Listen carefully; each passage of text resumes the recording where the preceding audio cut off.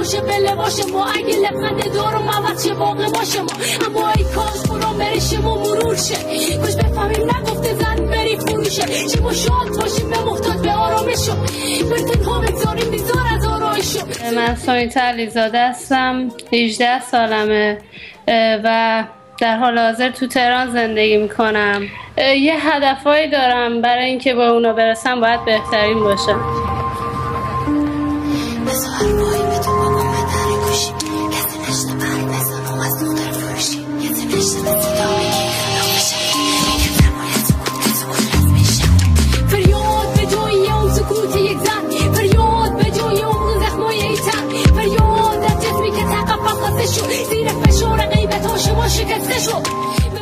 پارسال همین موقع مامانم اومده بود تهران و قصدش این بود که منو ببره افغانستان، به زور شوهرم بده.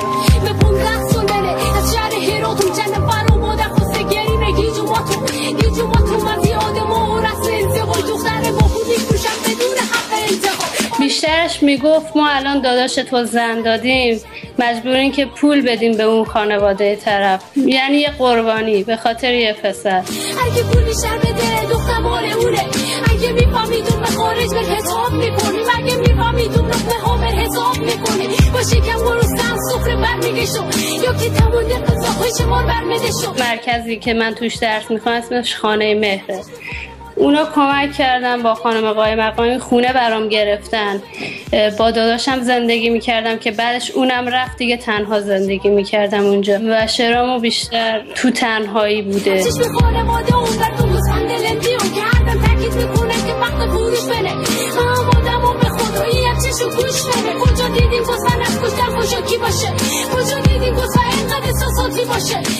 ایده کلیپ دختر فروشی از اونجا اومد که دوستم براش خواستگار اومده بود، بعد این قبول نمی‌کرد، انقدر زده بودنش که چشاش کبود شده بود، زخم برداشته بود، انگشتش شکسته بود.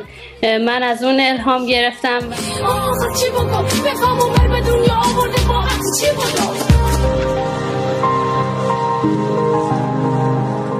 شعر جنگو موقعی که به افغانستان فکر میکردم، به کشورم که هنوزم جنگه، درست کردم و الان 10 ساله که من افغانستان رو ندیدم. سر آزمایش قدرت دنیا نابود شد، آدمای بیگناه روانی تابوت شد تا که این مردم پشت زخمی رو هم کنم، خاطره که دور تو بایم ازم رو کم کنم، تو که دیدی قتل عام خونده کار بیگناه، اینا امانتات تو تیکه پاره میدن خدا. کلاس اولم و داخل یه مسجدی درس میخوندم که خانم خودش مثلا یواشکی میومد درس میداد، هیچ حقوقی نمیگرفت. بعد از نماز که میشد میرفتیم اونجا، نماز صبح اون میومد، بعد ما میرفتیم اونجا جارو میزدیم، به جای اینکه ما رو راه بدن اونجا یه ذره اونجا رو تمیز میکردیم، بعد پشت در مسجد به عنوان تخته استفاده میکردیم. بقیهش هم که اومدیم تهران توی NGO به نام خانه مهر، هیچ هویتی ندارم، خب نمیشناسم کجایی، حتی مسابقات باشگاه میرفتم، مسابقات ارشد کلاس بودم ولی نمیتونستم برم مسابقه بدم چون افغان بودم و هیچی هم نداشتم که ثابت کنم. هموطن به پاخیز به خاطر خاک وطن، این انتخابات نشون بده راهو به من. هموطن در نظر بگی ملتی که پشتت، امید همگیشون برای توی مشتت، کاری کن بعد این انتخابات جنگ کنه از بین بره، ملت نفس سازه کنه، همه دست به دست هم بر ضد دسته‌ای که وطن کردن آزمایشگاه بمب هسته‌ای. این انتخابات شعار و استدلال ملت جنگ زده، خواهان استقلال، بایی که خونی نمونده بره نادر بدن،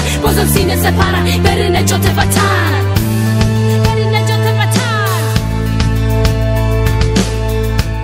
دوستم بهم گفتش که آهنگو قبلش درست کرده بودم، بعد به من گفتش که تو افغانستان یه سایتیه برای رپرها گذاشتن بهترین آهنگ انتخاباته، تو میتونی اونجا بذاری. من آوردم دادم دست خانم قایم مقامی، نمیدونستم چطوری باید اینو بفرستم.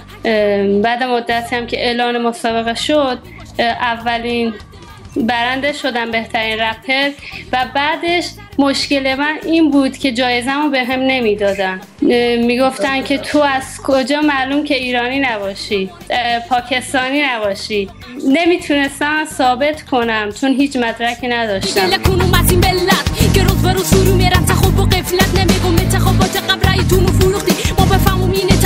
چشم چی دوختی با قنین و زندگی بره تو راحته که جنگل و مصربه که 24 ساعته مثل نفس کشیدن بکنه برو بیا شما خورگم کردی در جنگ و شلوغی ها که وقتی اخبار بگی امروز چش شلوغ شده میگی کانال بزن سریالا شروع شده. آهنگی که راجع به انتخابات خوندم تو مسابقه که اول شد اکثرا جاهاشو سانسور کردم به خاطر اینکه سفارت آمریکا ساپورتش میکرد و کلیپ هم عوض کرده بودن. یه جایی گذاشته بودن که من داشتن شیشه پاک میکردم. نمیدونم چه ربطی به انتخابات داشت شیشه پاک کردن من. هر روز یک سوال جدید و سوالام به جمع شه اگه طالبان میکشن چری کم نمیشه. لابودیم یک فیلم آمریکایی اکشن ساخت خود راستم و مترسور ریاکشنه. دولت بیدار شو آخه به خود خوبیا شمار فرستادن دنبال نخود سیاه. خانوادم اولش همه مخالف بودن چون میگفتن افت داره برای یه خانواده افغان که بره بخونه تو فیلمم باشه. تنها کسی که زیاد بهم گیر نمیداد مادرم بود که بعد از اون مسابقه که اول شدم نصفی بیشتر پولمو فرستادم براشون. یکم قانع شدن. آهنگ دختر فروشی هم که براشون فرستادم خیلی خوششون اومد. یعنی یه جور باهاشون مبارزه کردم. یه هدفایی دارم برای اینکه با اونا برسم باید بهترین باشم. ولی من میدم رو فرش قرمز میرم خانومم با خودم میبرم. بهترین رپر زن شدم. خلاصه بهترین شدم. اینجا حرف توی سمت زن انگشتا چقدر طاقت بیاره زلگد و مشتا. بزن بازم زخم تو بزن تنواس زر با تو مدستو بزن. بزن محکم‌تر بزن به زخم نگونه کن عمیق‌تر بزن. خب هدف اصلی من این کار اینه که همه مردم منو بشناسن، بزرگترین کنسرت ها رو داشته باشم، اونقدر پول داشته باشم که بتونم NGO باز کنم. میخوام خیرترین آدم بشم. به خدا اینو راست میگم. به نام ای قلم که سلاح دست منه و صدایی که امروز فریاد نسل منه. بذار حقیقت رو به تو بگه ای داستان زنان بیدفاعی افغانستان. میرفتم کلاس کاراته و تا رده مشکی رفتم دیگه نتونستم. فکر کردم به دردم میخوره چون خیلی مشکل دارم. گفتم میرم افغانستان همه رو لطه پار کنم. پیانو هم میزنم، گیتار هم میزنم دیگه. در آینده زبان انگلیسی هم بلدم. بلد نیستم. نه بلد میشم. خب دیگه چی بود؟ بهترین میشم انشالله. خدای من. به نام خدا به نام خالق ایتن به نام زن افغان بنیاد وطن به نام ایتنی که ردش لغاروشه به احترام مرگ همیشه سیاه پوشه به نام کودکی که از کودکی محرومه به فضای چارچوب خونه محکومه. علاقه من از جای شروع شد که برای بچهای کار اول خوندم. بچه‌ای که فال میفروشن، کار میکنن، حمایت از خانواده حمایت نمیشن. بعد آهنگ بعدی هم در مورد تبعیض تو ایران بود. آهنگ منو ببخشید و موقعی که یه ذره از ایرانیا دلم گرفته بود بعد همش به من افغانی میگفتن و اکثر جاها منو راه نمیدادن، در اون باره من نوشتم. همه ایرانیا رو نمیگم که رفتارشون بد بوده، کمترشون.